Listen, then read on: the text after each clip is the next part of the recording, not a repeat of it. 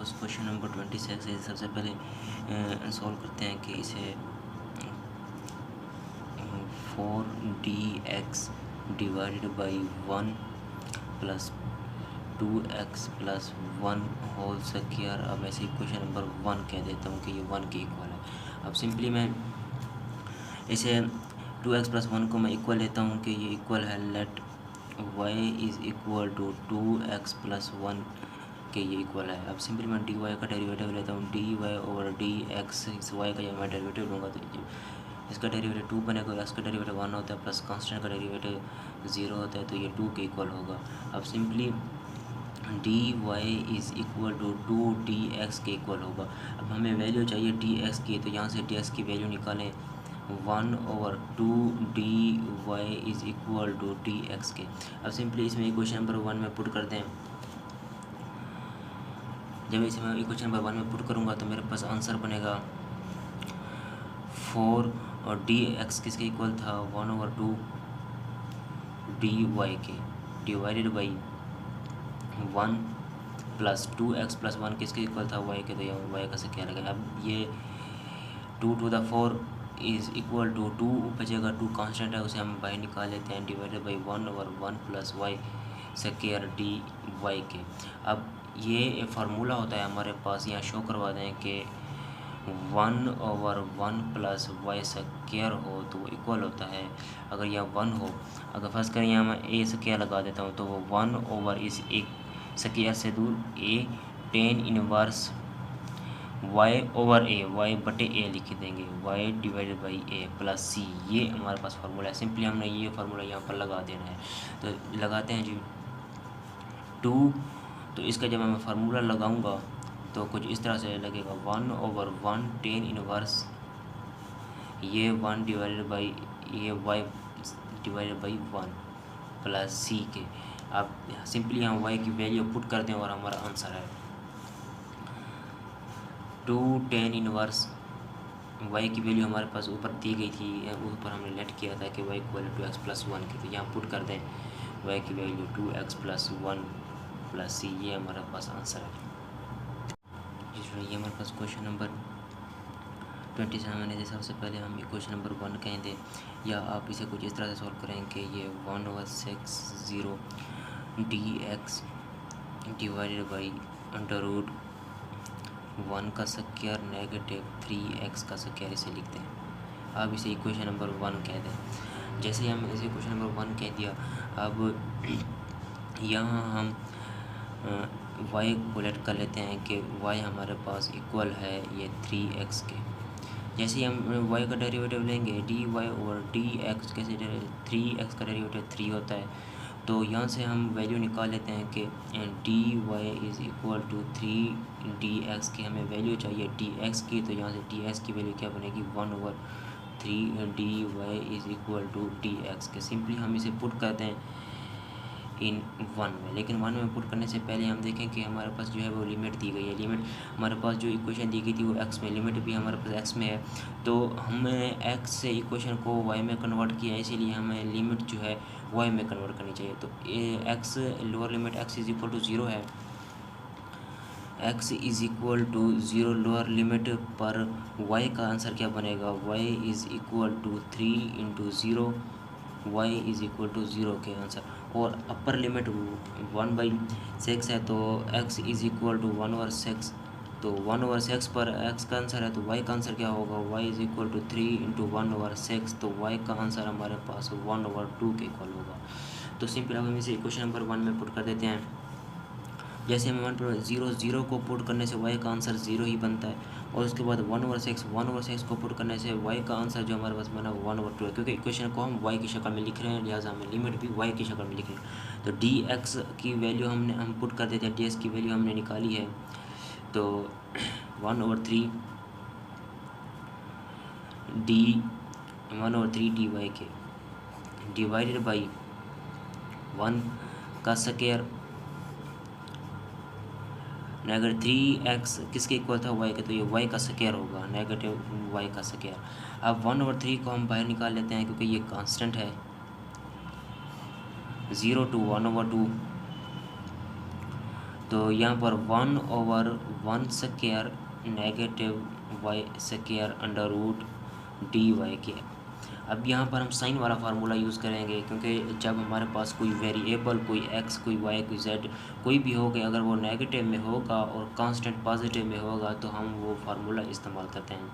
वो फार्मूला होता है हमारे पास कि अगर हमारे पास हो 1/a का स्क्वायर नेगेटिव x का स्क्वायर हो तो उस फार्मूला इक्वल होता है साइन इनवर्स x/a के, x/a के इक्वल होगा प्लस c के। सिंपली हमने ये फार्मूला यहाँ अप्लाई कर देना है। तो 1/3 वैसे लिखें तो लिमिट है हमारे पास 0 to 1/2 1/1² negative y square under root d y. तो हमारे पास ये फार्मूला दे, इस फार्मूले के मुताबिक इसको अब हमने लिख देना है। जैसे ही हम इसे लिखेंगे कि 1/3 साइन इनवर्स y/1 लिखने की ज़रूरत नहीं है, और उसके बाद हमारे पास ये लिमिट है 0 to 1/2 प्लस c। अब हमने 1/2 लिमिट अप्लाई कर देना है इसमें। 1/3 साइन इनवर्स y की 1/2, जब मैं y की वैल्यू 1/2 अपर लिमिट लगाएं पहले, अपर लिमिट पहले बनेगी 1/2 नेगेटिव, फिर लोअर लिमिट 0 के, और उसके बाद c कांस्टेंट है। लिखें 1/3 साइन इनवर्स 1/2 के। अब साइन इनवर्स 1/2 किसके इक्वल होता है, तो यहाँ हम लिखेंगे कि ये साइन इनवर्स 1/2। अब इसे मैं लेट कर लेता हूँ कि ये कोई x के इक्वल है। अब सिंपली यहाँ से इसे जब इस तरफ लिखूँगा तो ये sine x is equal to 1/2। अब यहाँ x में मैं ऐसी कौन सी वैल्यू दर्ज करूँ या पुट करूँ कि उसका आंसर जो है 1/2 बन जाए। तो सिंपली मुझे x की जगह π/6 पुट करूँ, क्योंकि साइन π/6 1/2 के इक्वल होता है। तो जैसे ही मैं ये x की वैल्यू यहाँ पुट करूँगा तो ये साइन π/6 इज़ इक्वल टू 1/2 के। अब यहाँ π/6 है, तो यहाँ जब साइन को दूसरी तरफ लिखेंगे तो साइन इनवर्स 1/2 के इक्वल होगा। तो साइन इनवर्स 1/2 की वैल्यू π/6 हमने निकाल ली। तो सिंपली अब यहाँ हम पुट कर दें कि 1/3 π/6, तो ये इक्वल होगा π/18। अब इसे चाहें तो मज़ीद सॉल्व कर दें तो पाई इक्वल होता है 180 के डिवाइडेड बाई 18, तो इक्वल होता है 10 के। तो ये हमारे पास क्वेश्चन नंबर 28 है, इसे सॉल्व करते हैं। इसे 0 to 1 लिमिट दी गई है इसकी, तो 1 इसमें लिखता हूँ कि ये 2 का स्क्वायर नेगेटिव d का स्क्वायर है। उसके बाद अंडर रूट, और ये डी टी को मैं यहाँ लिख देता हूँ कि ये डी टी के एलबीसी क्वेश्चन नंबर में 1 का नाम दे देता हूँ।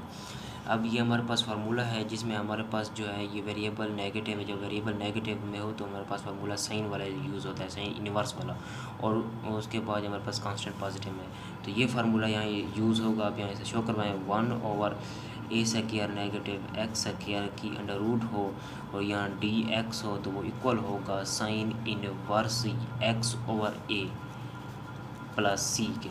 ये फार्मूला हमने सिंपली यहाँ यूज़ कर देना है। अब यहाँ से सॉल्व करने की कोशिश करें। 0 to 1 लिमिट थी 1/√2 का स्क्वायर नेगेटिव d का स्क्वायर dt है हमारे पास ये क्वेश्चन। हम इसमें फार्मूला यूज़ करके सॉल्व कर देते हैं इसे अब सिंपली। तो ये फार्मूला इसमें यूज़ होगा साइन इनवर्स t/2 के। बाकी हमारे पास 0 1 लिमिट है प्लस c जो है कांस्टेंट है। सिंपली ये लिमिट अप्लाई कर दें। पहली अपर वाली लिमिट हम अप्लाई करेंगे कि साइन इनवर्स t की जगह में 1/2, फिर नेगेटिव लोअर लिमिट अप्लाई करें 0, और उसके बाद 1/2 इसका आंसर बनेगा कि साइन इनवर्स 1/2। साइन इनवर्स 1/2 हमने निकाला था π/6 के, क्योंकि कुछ इस तरह से ये होता है कि अगर हमारे पास ये साइन इनवर्स है 1/2 है, इसे मैं लेट कर लेता हूँ कि कोई x के इक्वल है। तो अब साइन को जब मैं इस तरफ लिखूँगा तो ये sine x is equal to 1/2 होगा। अब मैं x को ऐसा क्या पुट करूँ कि उसका साइन का आंसर जो है 1/2 पुट, तो ज़ाहिर सी बात है x की वैल्यू मुझे π/6 पुट करना होगी, क्योंकि साइन π/6 1/2 के। तो यहाँ पुट करें π/6 sine pi by six is equal to 1/2 के।